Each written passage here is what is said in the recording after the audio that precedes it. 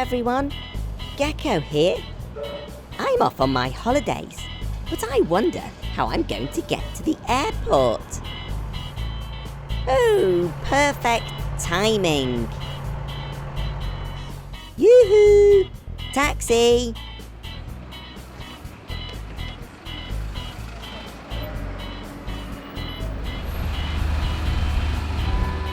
Hi Gecko, I'm John, pleased to meet you. My taxi's like a magic carpet, we can go anywhere you like. Come on, hop in. So Gecko, where can I take you today? Well, John, today I'm going on my holidays to America. But first, I need to get to the airport in time for my flight. Okay Gecko, Manchester Airport it is.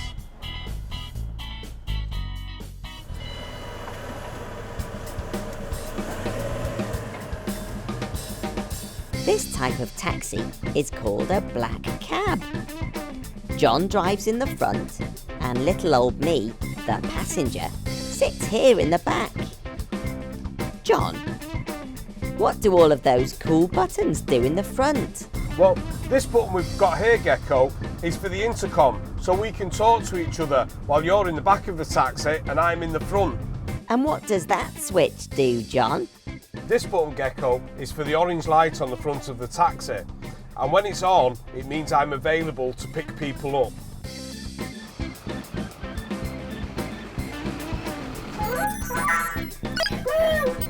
Why are we stopping, John? The reason why we're stopping Gecko is because we turned on the orange light and someone has flagged us down. Plus we couldn't say no to your friends the mechanicals, could we?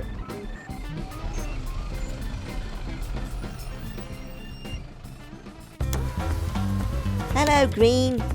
Hello, yellow. Where are you off to? You're off to America too? Well, come on then. The more the merrier. Hop in. Instead of the mechanicals having to do a big leap into the taxi, John can pull this ramp down, which makes it easier for prams, wheelchairs, or robots to hop in.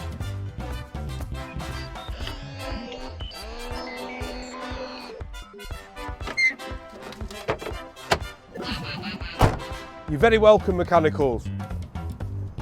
OK, John. Onwards to the airport, please. We've got a plane to catch.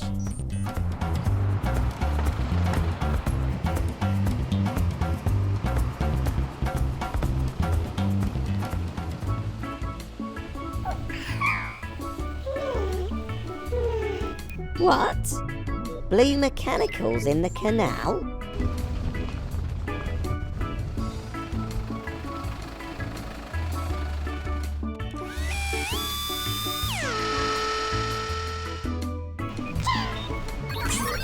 Hello Blue Mechanical, do you need a lift? Hello, Blue. Great to see you. But I don't think there's enough room. Of course there's room Gecko, check out these cool fold down seats. Wow, that is cool.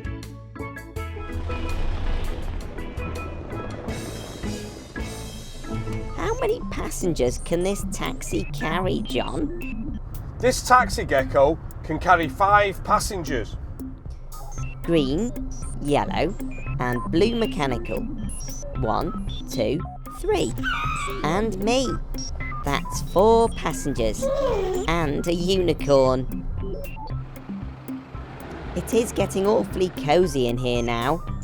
If that's everybody in, let's get to the airport before we miss our flight. On it, Gecko.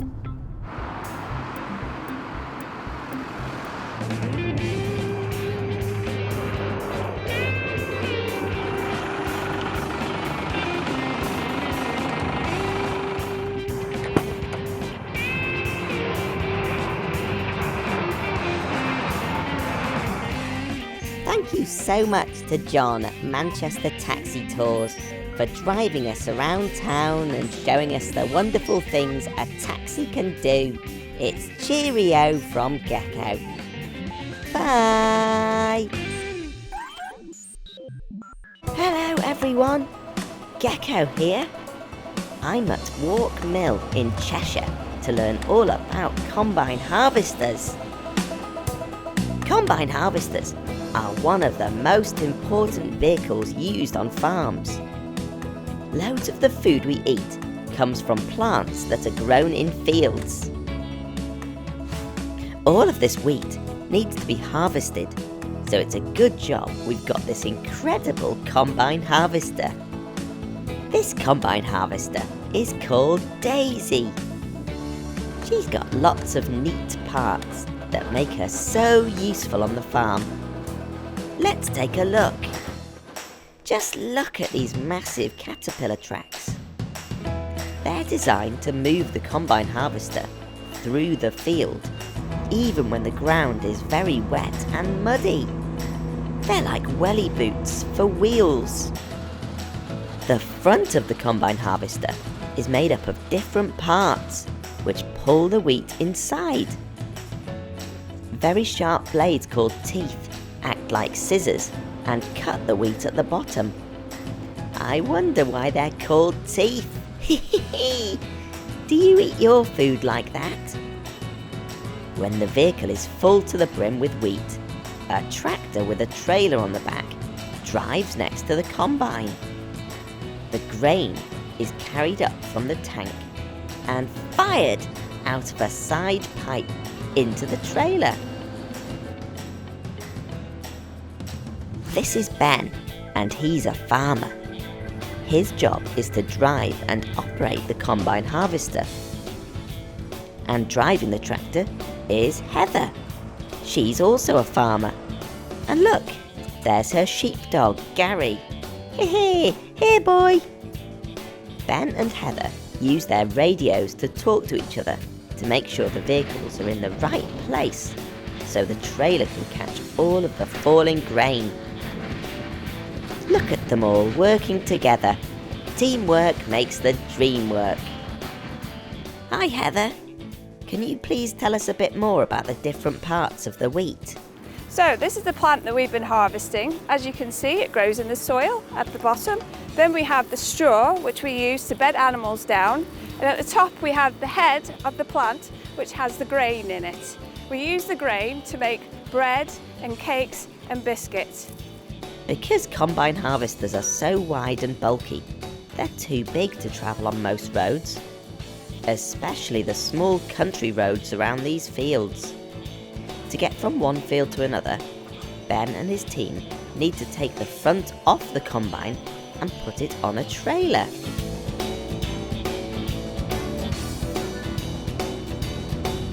Now that we've seen the amazing combine harvester harvesting the wheat, let's head to the mill to see what happens with the wheat grains next.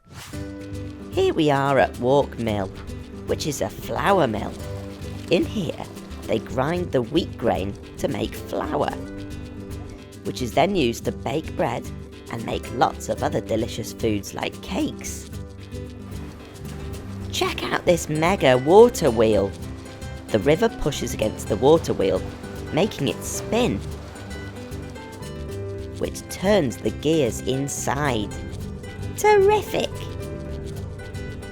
These gears then spin these special stones so that they can crush the grain into tiny pieces until they become flour. And this is the end result. Beautiful cakes. And bread.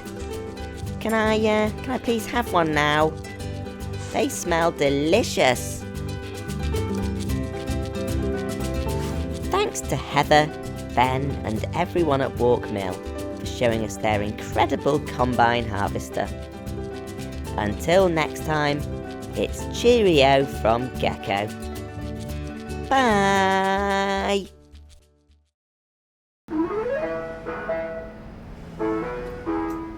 Hello everyone, Gecko here.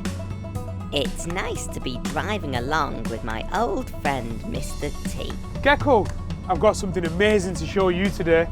I've been really busy creating a brand new ice cream factory. Wow, that sounds so cool. Can we go and have a look? Yeah, I've already got your friends, the mechanicals, there now, setting everything up for us. What? You've left the mechanicals on their own? In an ice cream factory? Uh-oh. That spells trouble.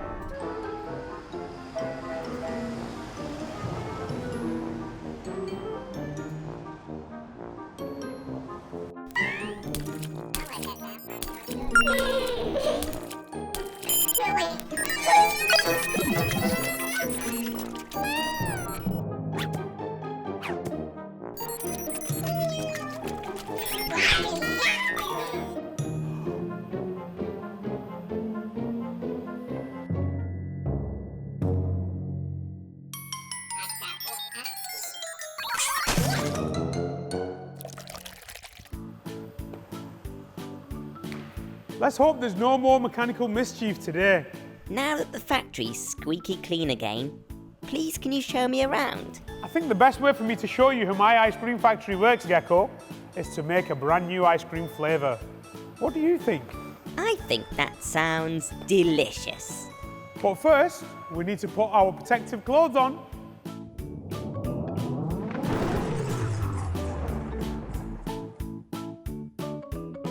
Let's get ice cream making.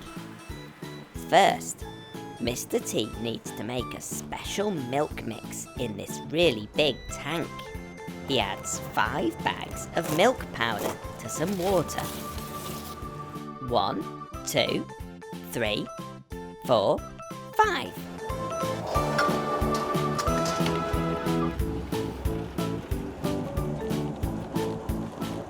He gives it a stir with his big paddle to make sure it's mixing just fine. Then he adds sugar for sweetness and a few more secret ingredients. We're going to make a special gecko ice cream. So Mr. T adds some bright green lime flavour. To make the mix into ice cream, you have to make it really, really cold so that it freezes. The mix gets moved from this big tank into the freezing machine. So Gecko, come on, let's do it. Let's make some lovely ice cream for you. But what are we going to make, Mr. T? We're going to make a lovely Gecko's Green ice cream dream just for you. So first of all, Gecko, what we do is we get the machine and we open it there and we get lots of ice cream coming out. Yummy, yummy, yummy. Wow, look at the ice cream all coming out. Look at it swirling around, Gecko. It is absolutely delicious. Ooh, look at the colour of that.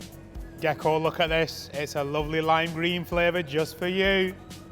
My favourite colour's green. Wow, there's loads in there. Well, Gecko, you have got an appetite, haven't you? So, Gecko, first of all, on your lovely ice cream, we are going to put on some blue bubblegum sauce. And the second sauce that we're going to put on, Gecko, is going to be some lovely, lovely strawberry sauce. Wow.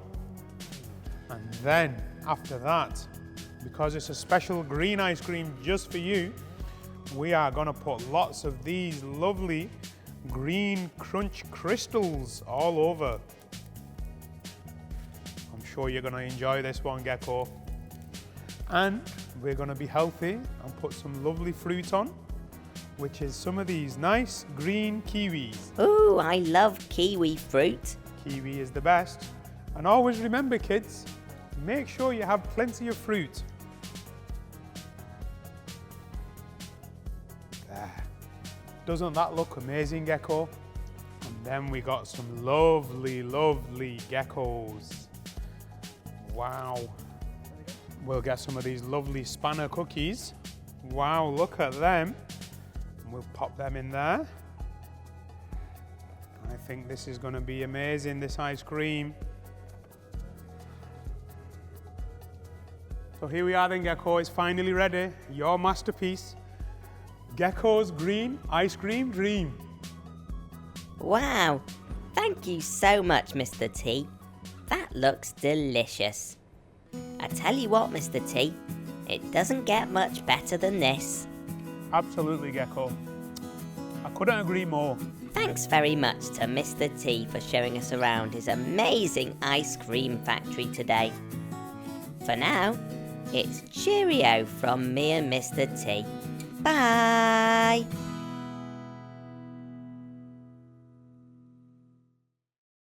Hello everyone, Gecko here. I'm here at the tarmac quarry to meet an amazing freight train. Behind me is the locomotive.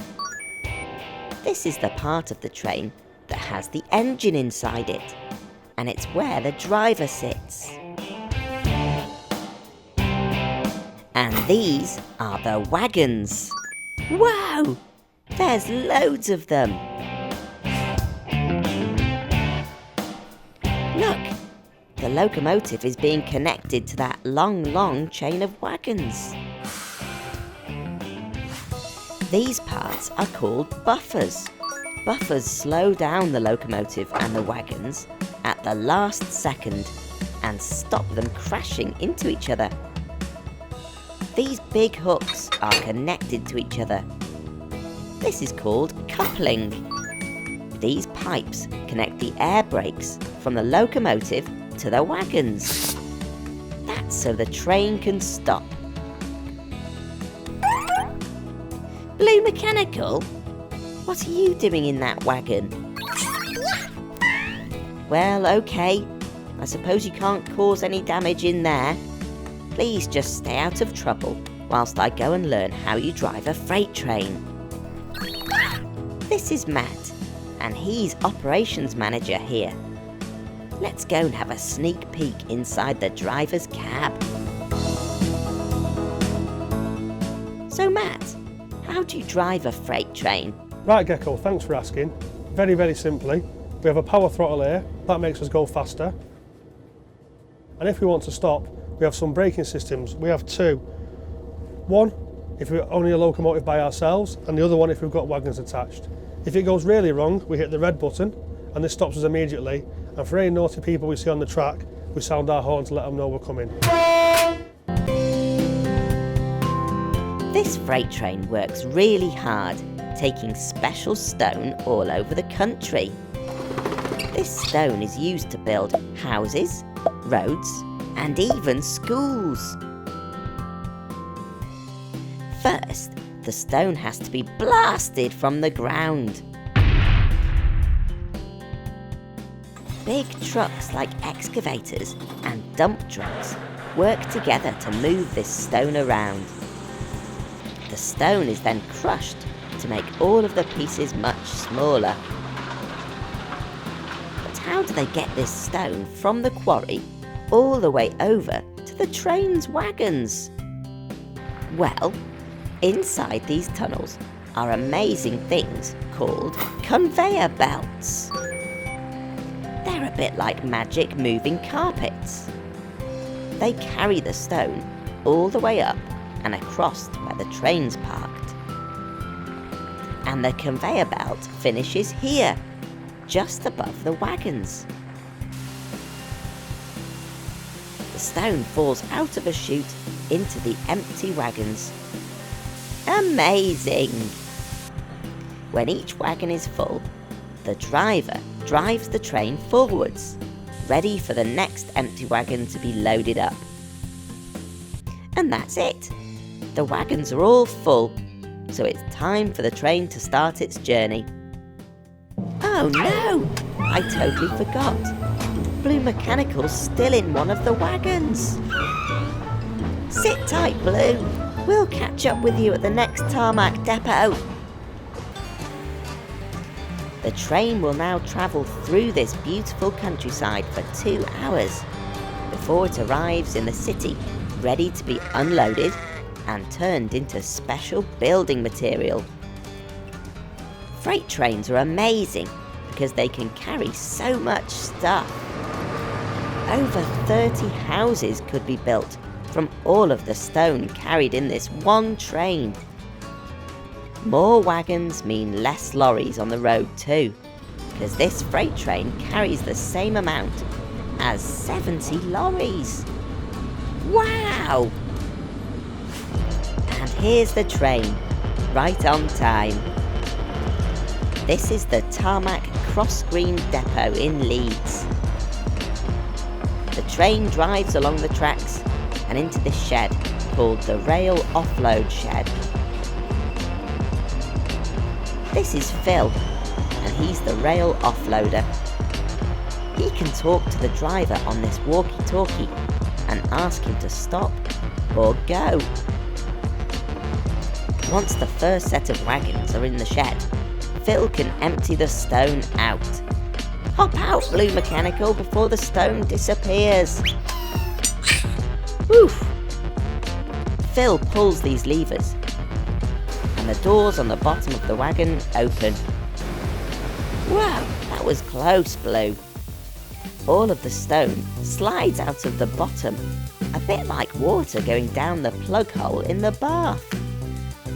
The stone falls down below onto another conveyor belt, which carries the stone up and into the tarmac plant, where it can be mixed with other ingredients and turned into concrete or asphalt. That's the stuff that's used to build houses, schools, hospitals and roads. The final step is for big trucks to load up and take the material to building sites, ready for construction. I've loved learning all about the important job that freight trains do. Thanks very much to all of the team at Tarmac for letting us tag along. For now, it's cheerio from Gecko. Bye! Hello everyone! Gecko here. Are you wondering why I'm stood in the middle of this big field? Well, today I'm going up into the sky in a brilliant hot air balloon. Hot air balloons come in all sorts of different colours, shapes and sizes. And they work a little bit like this Gecko balloon I've got here. This balloon is filled with a gas called helium, which is lighter than the air outside the balloon. That means if I was to let this go, the balloon would fly upwards into the sky. Can you believe that a whole hot air balloon is packed up in this small trailer behind me? This is Ed and Ben. Ed's a hot air balloon pilot. They're unpacking the balloon and getting it ready for today's flight. This part is called the basket, and that's where the people go. Next, Ed and Ben connect the burners to the basket. The burners are like the engine. They use fire to heat up the air inside the balloon to make it float high up into the sky. Hello, Ed. Hi Gecko, do you want to come for a balloon flight? Oh, yes, please. I'm so excited, Ed. Now it's time to attach the big balloon. Ed and Ben work as a team. Woohoo! Wow! This bag holds the entire balloon inside it. I'll let you into a little secret. Balloon pilots don't call this part the balloon. They call it the envelope. Whoa! Look how big it is! This is a fan, and Ed uses it to quickly fill the envelope with air. That's called inflation. It's getting bigger! Wow!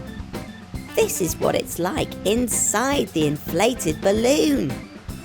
Amazing! Remember, the balloon will only fly into the sky if the air inside is lighter.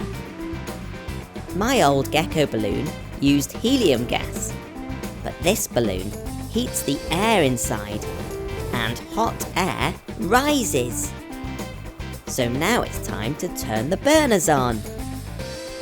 As the air inside gets hotter, the envelope starts to float upwards. Okay, Gecko, we're all set. It's up, up and away. Here we go!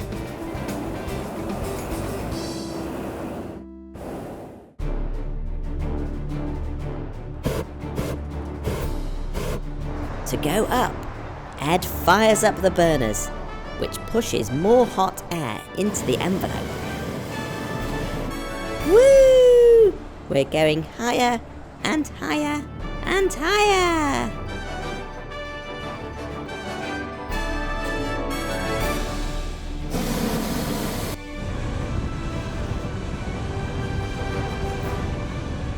Wow! We're flying over fields, houses, and villages.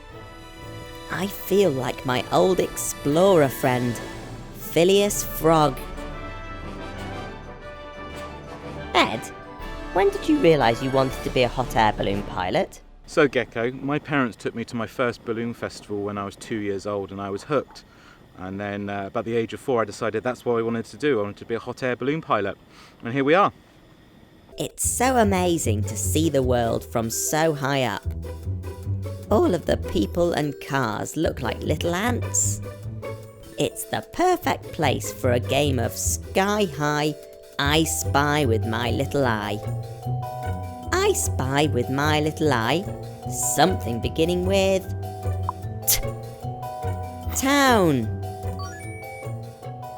I spy with my little eye something beginning with R. River.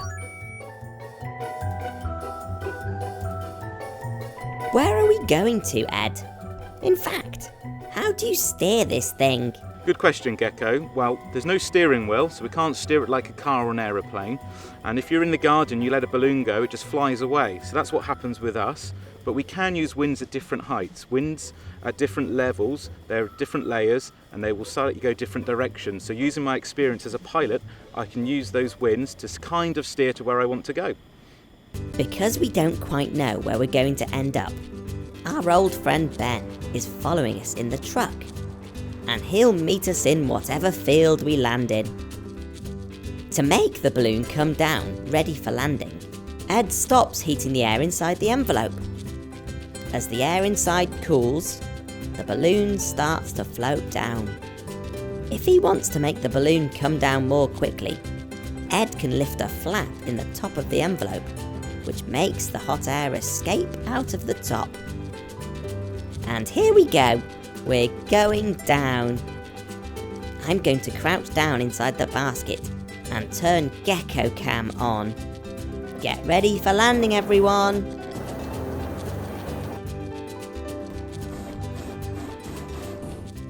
Woo-hoo! What a thrill! And here's Ben, right on time to come and help us pack the balloon away. Wowzers trousers! That really was a fantastic adventure floating across the sky. Thanks to everyone at Virgin Balloon Flights for showing us their magnificent hot air balloon in action. Until next time, it's cheerio from Gecko. Bye! Hello everyone!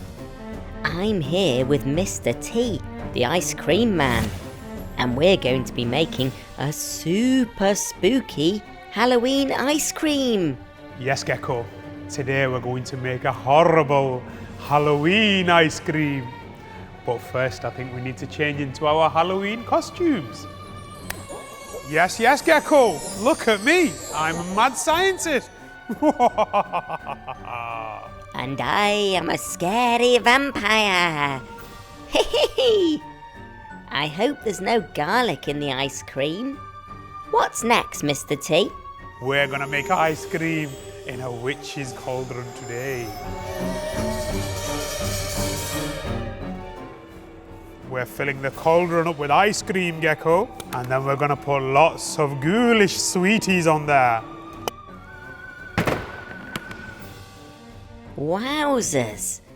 That cauldron fits a lot of ice cream in it. I've never seen an ice cream that big. Look at that, Gecko. Now we're all ready to put some ghoulish, gory toppings on top of your ice cream. Oh, this is my favourite bit. Let's start off with these red-blooded snakes.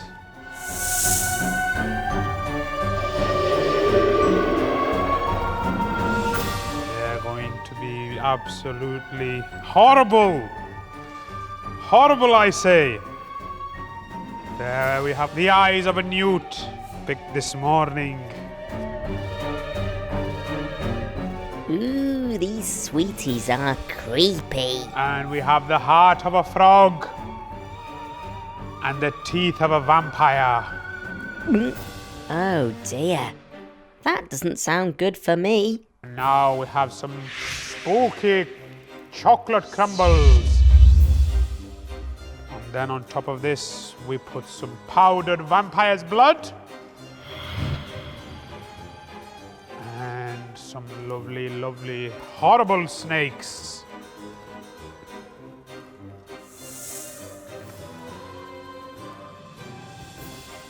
And now we have some wizard's teardrops. Yes. Now we're done with the sweeties. I think we should add some tasty sauce. Now that looks to me like gooey werewolf's blood.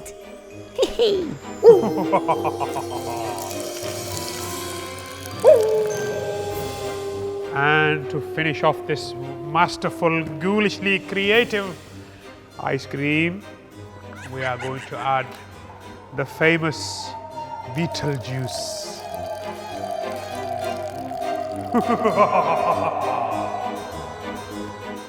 And there we have it, Mr. T's ghoulishly gory Halloween ice cream. And we all scream for ice cream. Thanks very much to Mr. T for his amazing Halloween ice cream creation. And thank you for watching. We'll see you again soon. Happy Halloween! Halloween! Bye! Hello everyone! I'm here at Claremont Farm today to learn all about tractors. Tractors are the most important vehicle on the farm. They help farmers like Andy and his family do really big jobs, like planting a whole field of potatoes. Let's get out on the road. Oh dear, I think I'm on the wrong tractor. Andy? Ah, here's Andy now, with a much newer blue tractor. Andy, can you show us round your beautiful tractor, please? Okay, the front of the tractor. These are the heavy weights. So if we're picking up machinery at the back, we don't want the tractor to flip up. So these keep it all straight and on the ground. These are our lights. Sometimes we have to work at night and we need as much light as possible. So not only do we have the headlights, but we have spotlights at the top as well. This is the exhaust pipe. We don't want the exhaust at the back with all the machinery, so we keep it up front here, and it's high so we're not breathing in the fumes. This is the huge tractor tyre with big tractor tread here. If it's really wet and muddy in the field, we need as much traction as possible because we don't want to be slipping. The back of the tractor. This is where we connect all the implements. This is called 3-point linkage. 1, 2, 3. This goes down and picks the machinery up at the back. And this is my tractor. Thanks, Andy. Tractors can drive on roads, but muddy fields are where tractors can really get to work. The huge wheels mean they'll never lose grip, no matter how sticky it gets. But that doesn't stop it being really bumpy. Whoa! In the spring, It's time for the farmers to get into the tractor and plant some seed potatoes. They drive in straight lines, creating these lovely neat rows. Imagine doing all of this planting by hand. It would take ages. But luckily, with the help of a tractor, you can plant a whole field in just 2 days. Deep under the ground, those little potatoes are busy spreading and growing into lots of new potatoes all throughout the year. Farmers rely on the changing of the seasons: spring, summer, autumn, and winter to help their crops grow. It's now autumn, and the leaves are falling off the trees. Out in the fields, we're going to be using the tractor to dig up the potatoes that we planted. They've been growing all summer long. You can put all sorts of different equipment onto the back of a tractor, and today the farmer's attaching a huge potato harvester. Now we're connected, it's away we go! The tractor pulls along the harvester as it pulls out the potatoes from the ground.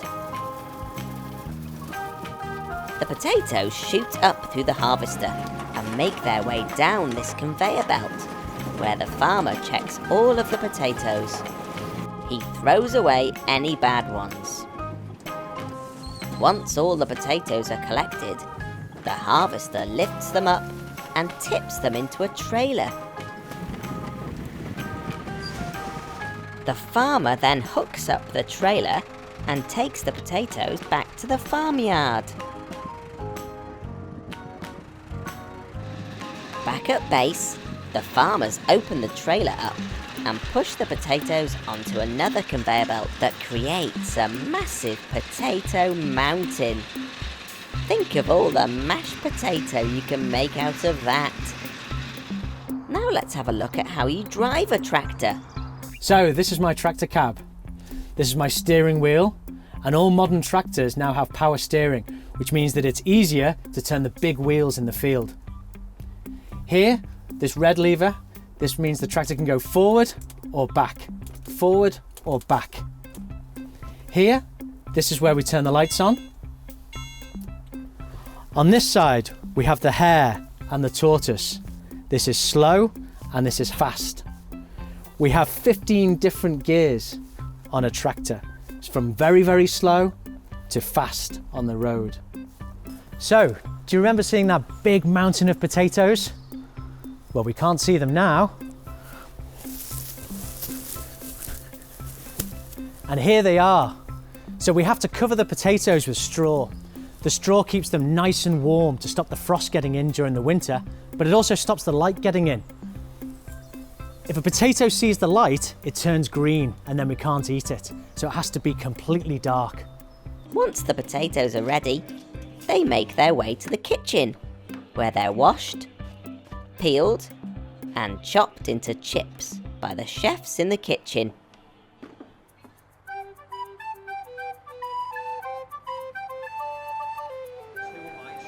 Look at that! Fresh potatoes straight from the field and onto the plate. Yum! I've loved learning all about the different jobs that a tractor can do on the farm. Without these amazing vehicles, farmers wouldn't be able to grow all of those tasty vegetables that end up on your plate. Thanks very much to Andy and everyone at Claremont Farm for teaching us all about their tractors. We'll see you again soon. Bye!